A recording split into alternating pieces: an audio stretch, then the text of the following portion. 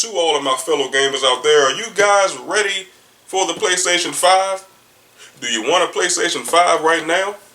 Well, guess what? If you got $1,000 laying around, you can actually pre-order it as we speak. No, I'm not lying, guys. Let's get into it.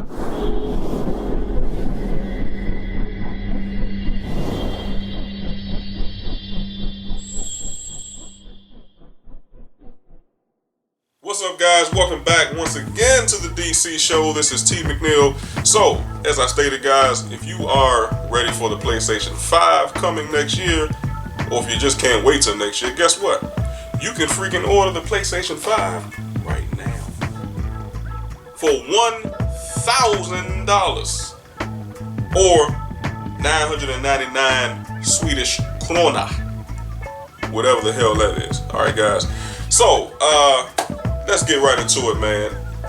Yeah, you can order it right now for $1,000 in Swedish krona, which I don't know anybody in their right mind would want to do something like that. But if you're that naive, you're that impatient, then go right on ahead. And if you got deep-ass pockets and you have, like I said before, $1,000 laying around, you don't mind doing it? Why not? Okay, guys. So, we're going to get into some of the information. Now, this is actually according to GamesRadar.com is where this information is coming from.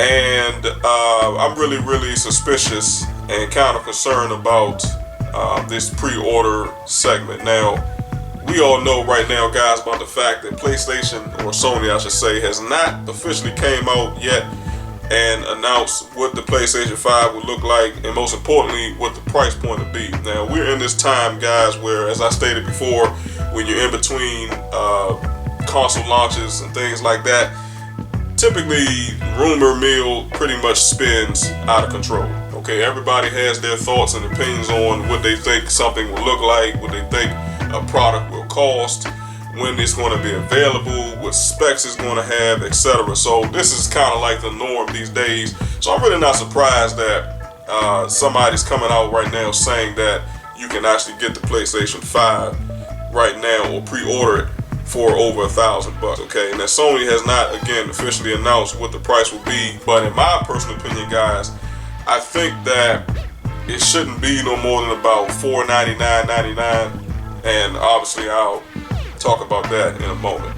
Now, according to Games Radar, guys, some information. This is what was said. Now, it says that if you want to secure a PS5 right now, one European retailer will be happy to oblige, though you will have to pay a bit of a premium. The Swedish arm of electronics and appliances store Media Market is offering early purchases of the system for 9,999 Swedish krona, or about $1,032. It seems like it's just a placeholder price, but Media Market will let you go through the checkout process and presumably complete your order for that sum. I'm telling you guys, I will not try this. I will not trust this source. But I think it's interesting that this Media Market over in Europe is allowing people to do this. My question is, does Sony even know that this is going on? Do they know that this Media Market is actually trying to sell a PlayStation 5? They're selling a system that has been officially announced, but again, hasn't been officially announced. Okay, I mean, it's like you're really taking a gamble here with your money. Okay? And again, like I said, if you have $1,000 laying around and you have money to burn and you got time to waste, go right on ahead and leave it down below in the comment section if you guys actually do it. Let me know how that situation actually turned out. But it says presumably complete your order for that sum. So it sounds like a scam written all up and down this situation. But I'm telling you, as my viewers, I will not trust this situation. Okay. Now, we all remember back in 2006 when the PlayStation 3 launched for that $599 premium price tag. I think it came with it was a 60 gigabyte hard drive back then, or you can get the $499 price tag back then for the 20 gigabyte PlayStation 3 hardware. Okay, so they had two different tiers back in the day, It seems to me that nowadays I don't think people actually mind paying a premium price for a product, especially hardcore gamers, like Sony has in their arsenal. The dollar is pretty much different than it was, 10 years ago. Now, for myself, that's pretty much what scared me away from the PlayStation 3, which is why I never officially owned one back then, because the cost was just too much.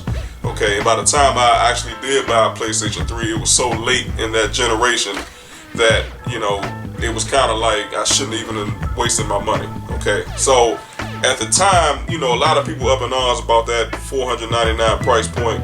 But I think these days, like I said, people don't mind paying $400 or $500 for a console. I'm not sure if that's because, like I said, the value of the dollar is probably different. I'm not sure.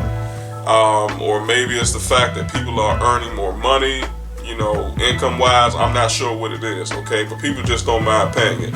And really, for Sony, the thing is, guys, they have a premium set of specs that comes in this PlayStation 5. Not only just with the solid state drive and the 8K resolution support, and everything else that comes with this new console that's coming up. Really, I think Sony should be pricing it more than $500 just so they can really make a profit off of it.